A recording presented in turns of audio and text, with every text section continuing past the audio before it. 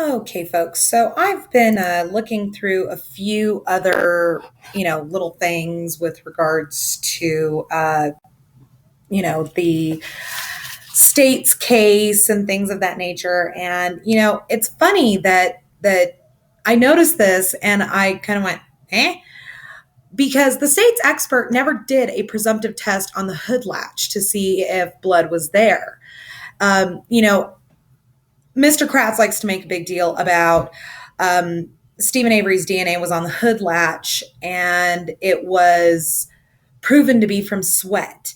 Again, people, do you know what sweat is made up of? It's made up of water and electrolytes because you're sweating it out. This is kind of why they tell athletes to drink Gatorade or something similar during sporting events and practices. It's to replace the electrolytes because you're losing it through your sweat. So you can't really tell if any DNA comes from sweat. Really, DNA can't come from sweat because there are no cells in sweat. It is strictly water and electrolytes. And even the state expert stated that she couldn't foreclose the possibility that it was from blood from which the DNA on the hood latch came. And, there's a really easy test to tell if there's blood somewhere or there was blood somewhere, is because even if you visually get rid of the evidence of blood, if you swab it and then there's a little chemical compound that you can drip on it, it'll turn bright pink. But the swab from which the DNA from the hood latch came from was discolored, not by a chemical compound. The swab itself was discolored. Okay, that's not compromising at all, is it? Now, there was a fingerprint found on the hood of the car that did not match anyone from the Avery family, including Brendan Dassey and Stephen Avery. And this was brought up at trial. This was brought up at trial by the defense. And Michael Riddle was the Wisconsin State Crime Lab expert that testified at the trial. And when the defense asked if he compared it to Scott Taddick, the state objected, citing relevance. And I believe that the reason why the state objected, citing relevance, is because the defense had been suppressed from pointing out any other potential suspects in the murder, which is unusual. That's not typical for a murder defense, for a murder case, period. The burden of proof is on the state. Always. Always. Whenever there is a possibility of putting a man in prison or putting a person in prison, the burden of proof is always on the state. Prove I did this. This is why I try to tell people, do not plead guilty or not guilty. Plead nolo contender, which is the third option, which means no contest, meaning I'm not going to argue that I didn't do this, but I'm challenging the prosecution to prove that I did. I've apparently got an eyelash in my eye and it's driving me crazy. And in this case, I don't believe that the prosecution did meet that burden of proof. And they didn't meet that burden of proof because nothing that they had was concrete evidence. It was all circumstantial. The only thing that they had that was concrete of any kind that could be termed concrete was Brendan Dassey's confession. But that was severely compromised because every time that he confessed to this crime, the details changed so drastically, and it kept getting bigger and bigger and bigger and bigger and bigger, and the details kept changing and changing and changing and changing and changing, that you can't really rely on that. You can't really take that as proof of anything. Not to mention that Brendan Dassey's story that he tells the prosecution, that he tells the police, there's no physical evidence to back up any parts of that story. None. Not a single bit of it. So for the state to object to this possibility, it was basically suppressing the defense's right to present other possible suspects for this crime.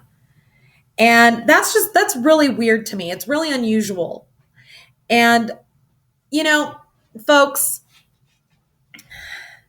I've been playing around with this idea for a while now, and I've actually presented it on a couple of forums online, and I've been told that it probably would not make much of a difference. But I was captain of my high school mock trial team, and I've been sitting here thinking about it, and I was thinking, well, what if we take the basic bare bones of this case? We take the presumptive concrete evidence from the state. We take the narrative, but we leave out the whole possibility of police tampering. We just take the evidence and we present it as a mock trial. We take it out the idea of Stephen Avery. We don't give names. We, put in different names, yada, yada, yada. And then we present it to different juries around the country as a mock trial and see what comes out of that. Because I am a firm believer that not only did the state tamper with the evidence, but they tampered with the jury pool. They completely poisoned the jury pool. And for them to not change venue and to not give the possibility of an untampered with jury pool, that completely eroded any possibility of a fair trial. And the Constitution does guarantee you a right to a fair trial. But the trying of the case in the media prior to the trial even coming about completely squashed that constitutional right to shit before it even reached a courtroom. So that's my thought process there. The same thing happened in the West Memphis 3 trial. The jury pool was so contaminated by the media reports and all this other shit that there was no way that those boys were going to get a fair trial. It just wasn't going to happen.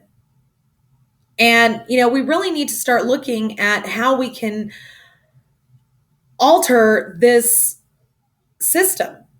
Because if the jury pool is just going to be tampered with through sensationalism in the media, and then the prosecution's going to use that to their advantage,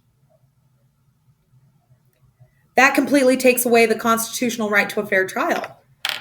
And I'm sorry, but again, I've said it before and I'll say it again, and I'll probably say it for many, many years to come. But I personally believe that this whole horse shit of a trial by a jury of your peers is a bad idea.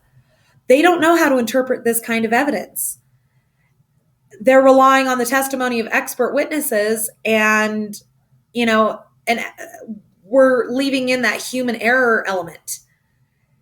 And in this kind of a case, there is no room for human error. There must be proper interpretation of the evidence. And there was no proper interpretation of the evidence here. It needs to be rethought. This whole thing needs an overhaul. That's my thought process on this, folks. I'm going to start going through some more of the trial transcripts and some more of the evidentiary transcripts and see what else I can come up with.